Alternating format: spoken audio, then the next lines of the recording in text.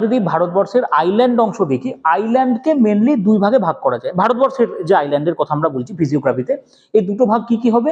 দুটো ভাগ হচ্ছে, দেখো, একটা আমরা ভাগ করতে পারি on the basis of origin, অরিজিনের উপর ভিত্তি করে, অর্থাৎ কিভাবে তার উৎপত্তি হয়েছে, কোন বিষয়ের সাহায্যে তার উৎপত্তি হয়েছে। আরেকটি ভাগ হচ্ছে on the basis of their location, কোথায় তারা অবস্থান করছে তার উপর ভিত্তি করে। অরিজিনের উপর ভিত্তি করে একটা টাইপ হয় ভলক্যানিক অরিজিন, অর্থাৎ যেগুলো আগ্নেয় দ্বীপ হিসাবে আমাদের কাছে পরিচিত, যেমন হচ্ছে আন্দামান নিকোবর দ্বীপপুঞ্জ। ঠিক অন্যদিকে কোরাল, অর্থাৎ এই প্রবাল প্রাচীর গঠন বা প্রবালের মাধ্যমে যে দ্বীপ অঞ্চল গড়ে উঠেছে, যেমন লাক্ষাদ্বীপ, আমরা তার এক্সাম্পল হিসাবে বলতে পারি।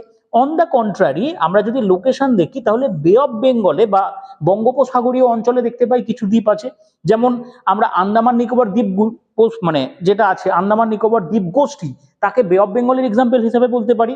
উল্টো দিকে আরব সাগরে লাক্ষাদ্বীপের কথা আমরা বলতে পারি। অর্থাৎ আলটিমেটলি দুই ধরনের কথাই আমরা বলবো, লাক্ষাদ্বীপ এবং আমাদের এই আন্দামান ও নিকোবর দ্বীপপুঞ্জ অঞ্চল, কিন্তু তাদের দুটো স্পেসিফাইড করতে পারি অরিজিন এবং লোকেশনের উপর ভিত্তি করে। এই হচ্ছে সামগ্রিকভাবে ভারতের প্রধান দ্বীপ অঞ্চল।